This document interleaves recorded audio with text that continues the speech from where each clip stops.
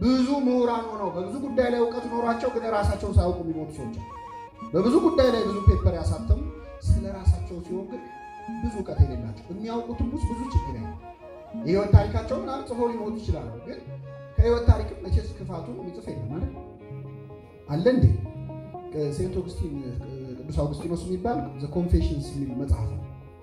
የድክመቶቹን የጻፈ እሱ ነው። እንደዚህ አድርጌያለሁ ከህፃንነቱ ሊጀምር እኔ ከልጅነት የምቀኛ ነበርኩ ይላል። ይገርማችሁ። ምክንያቱም ጡት እየጠባው ወላጅ የሌለው ህፃን ልጅ የእናቴ ጡት ሊጠባ ሲል ሳይ እምቢ ብዬ እከላከል ነበር እና የዛኔ ነው የጀመረኝ ይላል። ተመልከቱ፣ ወደኋላ ካየሁ እኮ ውስጣችን ምንጭ ክፋቷም አለች። ከትንሽ እያንዳንዱ ስህተቶቹን ወደኋላ ሄደ። አብዛኛው ሰው ግን የራሱን ክፉ ነገር አይጽፍም። ዮናስ ጽፎልናል። ነቢዩ ዮናስ የነነዌ ሰሞን ታሪኩ ሲተረክ እንደው ከእግዚአብሔር ሸሸው ብሎ ነው የጻፈልን እኮ ራሱ ነው። ይገርማል የጻፈልን።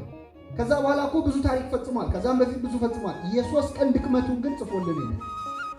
ሌላው ዓለም ግን ጥሩ ነው የሚያወራው። ብዙ ነገር አስሰው ራሳቸውን ግን ሳያውቁ ሳይጽፉ ይሄዱ በጣም ብዙ ሰዎች አሉ። እና ራስን ማወቅ ትልቅ ጥበብ ነው። አንድን አባት አንዱ ሄዶ ምን ብሎ ጠይቃቸው፣ በገነት ስንገባ ከዚህ መንግስት እግዚአብሔር ቢያደርሰን መንግስተ ሰማያት ብንገባ ወይ ገነት ብንገባ እንተዋወቃለን ነው ያለ።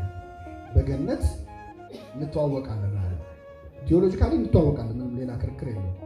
ነፍስ እንድትታወቅ እንድትታይ እንድትችል ይላል ቅዱስ ጎርጎርዮስ ዘንዚናዙ። ምድር ላይ የነበራትን አካል መስላ ለመታየት ትችላለች። ረቂቅም ብትሆን ትታያለች። በዛም የተለያዩት አብርሃም፣ አልዓዛር፣ ነዌ ምናምን መተያየተው መታወቅ የቻሉት በዛ ነው። ግን የእኚህን አባት መጣል ይሄ ልጅ ምንድነው እንተዋወቃለን ወይ ገነት ስንገባ አላቸው።